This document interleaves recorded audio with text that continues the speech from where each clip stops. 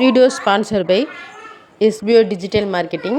நம்ம எஸ்பிஓவில் நீங்கள் ஜாயின் பண்ணுறது மூலமாக நீங்கள் வீட்டில் இருந்தபடியே நம்ம வந்து மணி ஏர்ன் பண்ணலாம். அது மட்டும் இல்லாமல் ஒர்க் பண்ணுறவங்க கூட நீங்கள் பார்ட் டைமாக இதில் நீங்கள் ஒர்க் பண்ணலாம். எஸ்பிஓவில் நம்ம ஜாயின் பண்ணுறது மூலமாக நம்ம ஒர்க் மட்டும் பண்ணாமல் நம்ம டிஜிட்டல் மார்க்கெட்டிங்கில் நம்ம எப்படியெல்லாம் மணி ஏர்ன் பண்ணுறது, அது மட்டும் இல்லாமல் யூடியூப்பில், சோசியல் மீடியாவில் எப்படிலாம் நம்மளால் பணம் சம்பாதிக்க முடியும் அப்படிங்கிற நிறைய விஷயங்களை தெரிஞ்சுக்கலாம். சோசியல் மீடியா இருந்தால் போதும், யூடியூப், இன்ஸ்டாகிராம் இதிலே நம்ம வந்து இந்த ஒர்க்கு பண்ணலாம். இதில் ஜாயின் பண்ணணும்னு நினைக்கிறவங்க டிஸ்கிரிப்ஷனில் என்னோடய காண்டாக்ட் நம்பர் கொடுத்துருக்கேன். ஸோ மறக்காமல் காண்டாக்ட் பண்ணுங்கள். உங்களுக்கு தேவையான இன்ஃபர்மேஷன் நான் தரேன். ஸ்கிப் பண்ணாதீங்க. பெரிய தப்பு. தினம் 300 ரூபாய் சம்பாதிக்க அரிய வாய்ப்பு. இன்ஸ்டாகிராம், ஃபேஸ்புக் பயன்படுத்த தெரிந்தால் போதும். Content post and content publishing மூலமா தினம் 300 ரூபாய் சம்பாதிக்கலாம். இந்த வேலை செய்ய 5 நிமிடம் போதும். Work training support, group communication support, all language customer live chat support, முக்கியமா சொந்தமா ஒரு பிசினஸ் ஸ்டார்ட் பண்ற அளவுக்கு உங்களால கற்றுக்கொள்ளவும் முடியும், சம்பாதிக்கவும் முடியும். இந்த வேலை வாய்ப்பு வழங்குவது 5 வருடத்திற்கு மேல ரன் ஆகிட்டு இருக்க நம்ம தமிழ்நாட்டு company school of business organisation private limited. மேலும் விவரங்களுக்கு டிஸ்கிரிப்ஷன்ல கொடுத்திருக்க நம்பருக்கு வாட்ஸ்அப் பண்ணுங்க. ஒரு தெருவில் ஒரு பிச்சைக்காரர் வாழ்ந்துட்டு வந்தார். அவர் ஒரு வீடாக போய் அவருக்கு தினமும் தேவையான சாப்பாடுகளையும் உணவுகளையும் வாங்கிட்டு சாப்பிட்டு வாழ்ந்துட்டு வந்தார். அப்போ ஒரு நாள் ஒரு வீட்டுக்கு போய் சாப்பாடு கேட்கும்போது அங்கே இருந்த அம்மா வந்து ஒரு குழந்தையோட வெளியே வந்து அந்த குழந்தை கையால் தானம் பண்ணியிருக்காங்க. அதாவது அரிசி கொடுத்துருக்காங்க. அதை வாங்கிட்டு அடுத்த வீட்டுக்கு வந்து நின்றுருக்காரு பிச்சை எடுக்கிறதுக்காக. அடுத்த வீட்டு பொண்ணு என்ன பண்ணியிருக்காங்க, விளையாடி கொண்டிருந்த தன்னோட குழந்தைய வர சொல்லி இந்த அம்மாவனோட கையால் அவங்களுக்கு பிச்சை போடு அப்படின்னு அரிசி கொடுத்துருக்காங்க. அவரும் வாங்கிட்டு போயிட்டார். கொஞ்சம் காலம் கழிச்சதுக்கப்புறம் 2 பெண்களுமே வந்துட்டு இறந்து போயிடுறாங்க.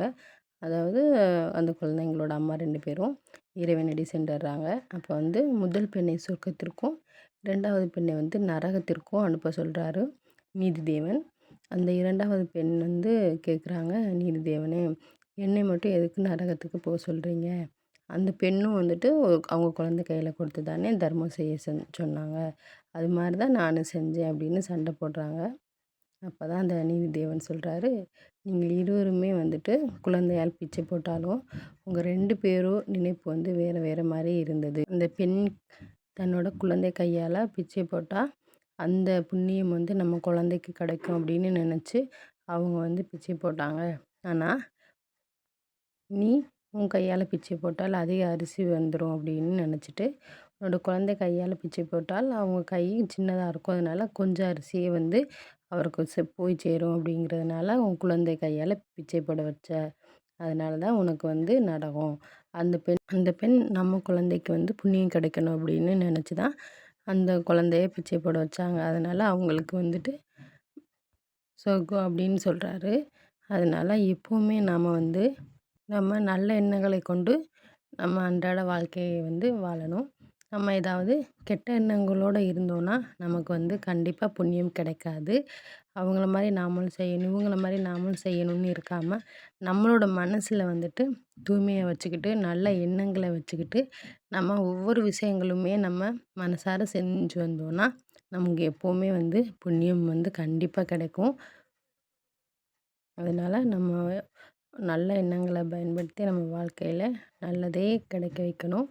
அதனால் நம்ம புண்ணியம் கிடைக்கணும் அப்படிங்கிறதுக்காக தவறான செயல்களில் ஈடுபடாமல் நம்ம நல்லது செஞ்சால், நம்ம சாதாரணமாக நல்லது செஞ்சால் நமக்கு புண்ணியம் வந்து தானாக கிடைக்கும். இறைவன் வந்து நமக்கு தானாக கிடைக்க வைப்பார் அப்படின்னு நினச்சிட்டு நம்ம வாழ்ந்து வந்தோன்னா நமக்கு எப்போவுமே நல்லதே நடக்கும்.